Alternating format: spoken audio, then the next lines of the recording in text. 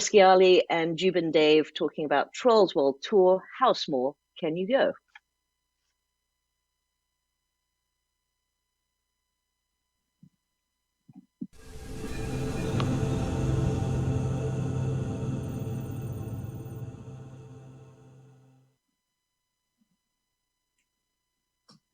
Hi, everyone. Thank you for joining us. This is the DreamWorks Trolls World Tour. How small can you go? And we just want to thank AWE for having us again this year. We're super excited to share about our XR projects for Trolls World Tour. My name is Christina Lee Storm, and I'd like to also introduce team members Sarah Scialli, Mocap engineer, and Jubin Dave, product lead and strategy. So we're going to go ahead and start our presentation.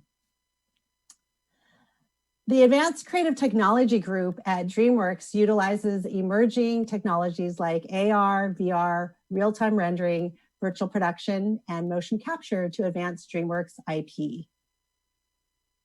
We have projects that we have produced and worked on, including 3 different How to Train Your Dragon location-based virtual reality projects, 2 of which we actually presented last year at AWE. The Hidden World Virtual Tour, our project with Walmart using the positrons of Voyager VR chair. Our Fly with Toothless project with iFly, the indoor skydiving company. And Dragon's Flight Academy with Dreamscape Immersive that was recently launched during the holidays last year. We also recently released an AR experience for Abominable and 2 AR projects for Trolls World Tour. One that is a partnership with Oreo and one partnered with General Mills. This is the project we're going to talk to you about today.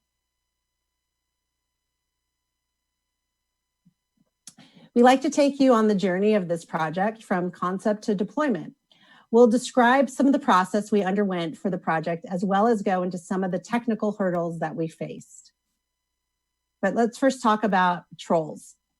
Trolls World Tour revisits the vibrant world and larger-than-life characters of Trolls while also bringing to us new places and emphasizing meaningful themes. In the filmmaker's words, there is strength in diversity that only by embracing and not erasing their differences will Poppy find the key to restoring harmony in the Troll Kingdom. After kids see a movie or TV show, they want to have that experience at home with them. They want to connect with the characters and visit the worlds they saw on the screen. And a brand like General Mills recognizes the attraction of our characters and worlds in particular. They want to see their customers engage with their brand and our IP. We believe there is something special in the Trolls franchise and think it is a perfect IP for kids to engage with. So this is why we embarked on the journey to create an AR activation for Trolls World Tour. In specific, we wanted kids to be able to engage with several characters, Poppy and Branch, of course, but also 2 new characters from Trolls World Tour. Barb, Queen of Hard Rock Trolls and Nemesis in the film, and Tiny Diamond, the hip-hop troll, offspring of Guy Diamond. The concept of the project was to bring these 4 characters to your breakfast table. The short experience would begin when you point your phone at a branded General Mills cereal box or yogurt with a QR code, and your browser opens immediately. And one of the 4 trolls appears on your table in AR. If you tap on your troll, it will respond with a character reaction, a dance move, or other short piece of in-character animation. In addition, you can engage in a short playful interaction with your troll, which will reflect the troll's personality. When you're done playing with your troll, you can save it. It's a collect them all concept, since you don't know which troll will be unlocked by the product that you purchased. The type of role our team takes on in particular for a different project depends on that project's needs and desires. For this project, there were a handful of different groups involved. Universal brought this project from General Mills, and our team would serve as keeper of the creative, keeping our finger on the pulse of Trolls World Tour, as well as dealing with sourcing and preparing assets. And a company called Powster would be doing the app development. I'm going to hand it over to my colleague, Sarah Scialli, who will discuss the gameplay concept of this AR activation.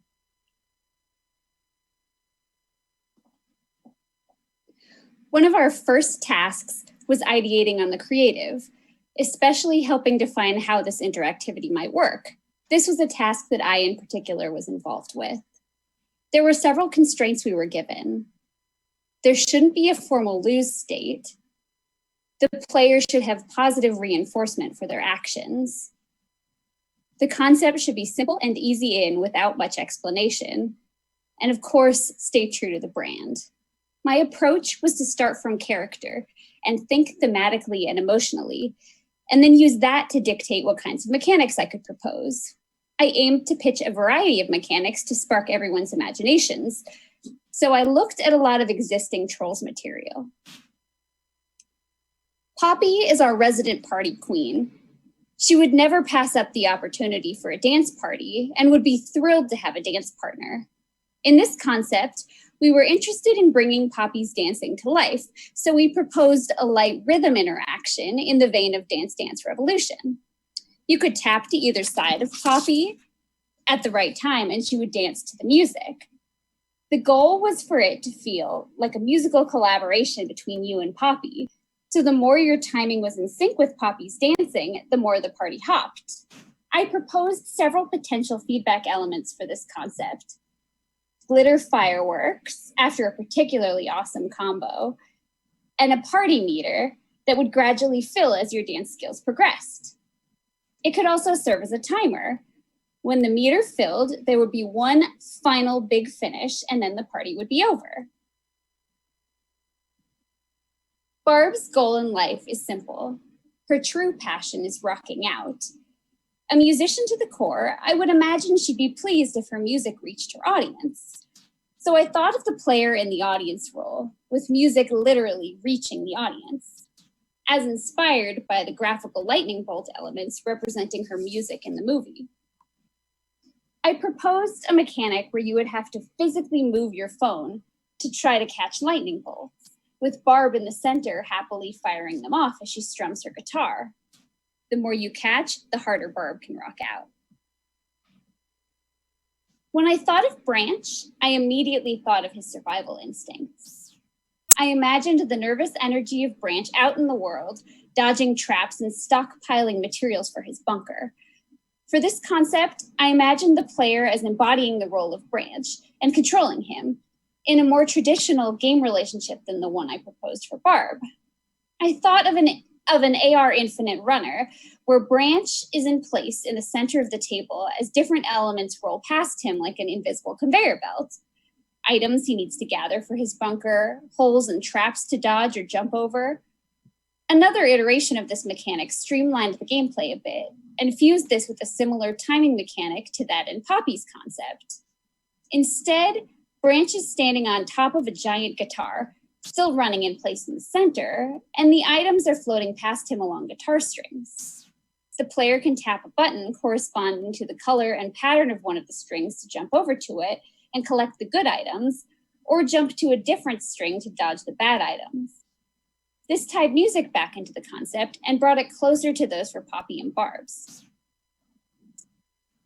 Tiny Diamond I imagined in a hip-hop fantasy world, like in the scene he's introduced in Trolls World Tour. I thought of the player as an abstract force in the fantasy world, helping Tiny fulfill his blinged-out fantasy. I imagined diamonds raining down around Tiny and came up with a simple take on a merge game where the diamonds can be swiped together to make them twice as large. The goal would be to make the diamonds as big as possible before they land on the ground. After some iteration on this mechanic, with the inclusion of rocks that would either make the diamond smaller or destroy the diamond altogether for some non-scientific reason, a limitation was clear. Not only was this concept too complex, but Tiny himself wasn't really a part of it. So instead, I went back to the drawing board and reversed the mechanic from Barb's concept, coming up with a simple interaction where the player could swipe to send diamonds into Tiny so he can collect them. Then Tiny would respond with a hip-hop dance reaction. I then thought about the user having to dodge rocks falling down or swipe to flick them away from Tiny. This nonchalant flicking gesture matched the emotion of Tiny's laid-back hip-hop fantasy, further bringing you into the world. After we presented all these potential concepts, a few ideas floated to the top. The concept of move the character towards positive objects and away from negative objects seemed to fit the bill very well. And having the character respond with a dance move, as well as feedback elements like glitter, also stuck out. At this point, we passed the torch over to Pauster, who distilled all the different methods of interaction down into one harmonious mechanic to be used for all 4 characters, where you can trace a path with your finger and the troll will walk the path you drew. So we had our interaction, trace the ground to move the troll towards positive items and away from negative items. And from our ideation, we had determined 4 thematic concepts. Rock out with Barb, where you direct her towards speakers where she can rock out with her guitar, and away from heart-shaped candies that would remind her of Poppy. Branch's survival guide, you direct Branch towards fruits and sticks that he could stockpile for his bunker, and away from rocks that would get in the way of his preparation. Tiny Diamond's world, where you send Tiny Diamond towards his namesake, Diamonds, and away from boring traffic cones. And Poppy's dance party, where we send her towards different platforms to dance on. There are no adversarial elements in Poppy's dance party. Negativity has no place at a party of poppies. Jubin Dave will now continue the story into production. Thanks, Christina, and thanks, Sarah, and thank you all out there for joining us in these difficult times. I'll walk us through production. Once we had designs and gameplay sorted, our next step was to pull together these assets and bring trolls to life. Since one of the requirements was easy entry into the experience, we had a technical constraint. We would be using a web-based AR solution that allows activations to launch without the user having to previously download anything. All of the existing models and textures from the movie were available to us, and they need to look as good as it in the movie, but in a way that was performant in AR in this paradigm. Our process began by exporting these production assets. We then created a humanoid rig utilizing a geometry that we could use for motion editing. Since these were heavy, we had to reduce the polygon count. The authoring platform we used had a 15 MB/25K poly limit per asset. For these characters, we ended up having to take the polygon down at least 50% without losing the integrity of the model. Barb's model that you see here started about 270K polygons and was reduced down to 23K polygons. We were also asked to include the hat air balloon character, which was gigantic with lots of detail. It began with a whopping 380K polygons and was optimized all the way down to 19K. For textures, our goal was to take all of the separate materials that had originally been existed and combine them all into one texture atlas that will be used for AR on a per material. For animations, we started breaking down our interaction into clips that we needed. Walks, runs, idles, dances, goodbyes, etc. We then sourced these existing material using memorable dance sequences from the film and walk cycles that had been previously animated. And we then exported these motions, motionated them using into loops, and connected them into animations together. Our team members, Jose and Sarhan, are masters of this process. There was one case where the texture that we had didn't quite hit the mark. Tiny Diamond. Tiny Diamond is a glitter troll, yet his textures just made him a blue troll. Sarhan's task was to try and recreate this glitter that would work in web-based AR. He soon discovered that for the movie, it was all rendered using custom DreamWorks shaders. Without a way to convert these directly, we were stuck. An approach he tried was writing a web-compatible shader from scratch, using a grid of randomized flakes. However, though this achieved a glitter look, it wasn't on model. It didn't look like Tiny Diamond's glitter. So instead, he contacted the shader folk at DreamWorks directly. Priyamvard Deshmukh on the render team explained that the glitter wasn't a 2D grid, but used a 3D volume. Recreating this complex shader just wasn't the scope for the project. Instead, Priyamvard rendered the maps we needed so we could utilize them directly. However, there was one limitation. We needed layered materials. Tiny diamond may be covered in glitter, but the skin peeks through between the spots, and that skin is not metallic at all. So we created a mask for the material, defining that it only was shiny where the glitter was and dull where the skin showed. We then had a result that we were satisfied with, tiny diamond in all its glittering glory. So we had our characters. We also utilized the same approach for our props, sourcing existing props, optimizing their meshes, and creating texture atlases. As we progressed through our assets, we would package them and send them over to Pauster, who would then send us back a functional build for us to test. We'd check it out to see how the assets felt in AR and offer suggestions for maintaining the DreamWorks brand. Lather, rinse, repeat. For instance, in one of the earlier iterations, we noticed that the character would walk to his position, but would land facing away from us. So when Poppy did a dance move, we couldn't see her face. We also went back and forth to figure out the right scaling of all the elements. At one point, the rock in branches interaction were as big as boulders, and the trolls themselves needed to feel troll-sized, but also big enough to be visible. So instead of putting the control, we put the control in the user's hands. The user could pinch and scale the troll to a size that felt right. Through iteration and communication, we were able to complete a final version of the project that could be deployed to breakfast tables everywhere. Here are some videos we took of how it all looked.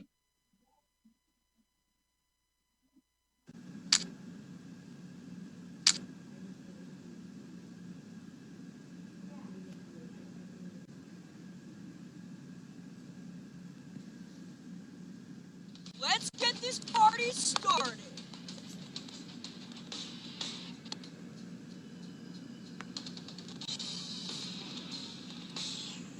Yes!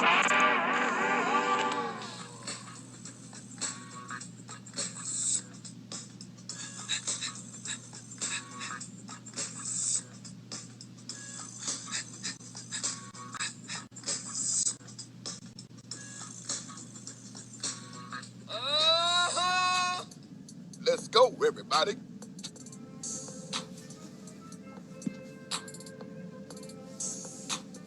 Oh, yeah. Good job!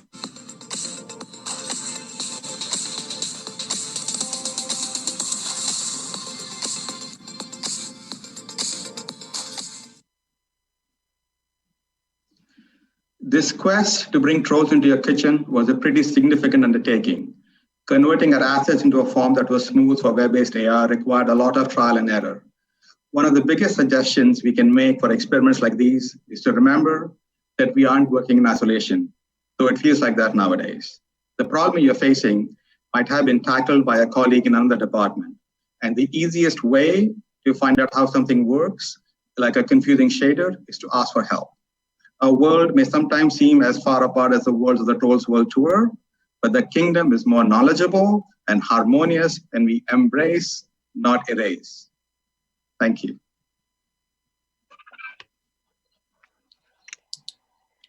Well, that was great. Hey guys, that was fantastic. Thank you. So we're running a little tight on time. So I'm going to jump into a question here. Love to hear, how long did the process take from the beginning to the end of this project? It was about 4.5 to 5 months from first contact with the team till the actual launch. Okay, awesome. Christina, I think you have a little news to share with us, taking some of the learnings and amazingness that you've achieved at DreamWorks to your next phase. Is that right? Do you want to tell us a little bit about what's happening? Yeah, I mean, it's, this project is a great example of the exciting times that we have in the world of XR, especially during COVID-19. And so, yeah, I've started a new entity in Shingle as founder of Asher XR, providing strategic development, planning, implementation for virtual production, emerging XR content, game engine, AR, VR. So I'm excited. Can't really share about the partnerships yet, but if you follow me on socials, you'll hear about it. And I believe congratulations are in order for you as well, as you just joined the Cleanbox team. Thank you very much. Yep. I do know that we're running tight on time here, so I do want to thank you guys. That was wonderful. There's a lot of people wanting to ask a lot of questions. How do they reach you? LinkedIn. LinkedIn is the best place. Great. Thank you so much, Sarah, Christina, and Jubin. Nice to see you. Thank you. See you later.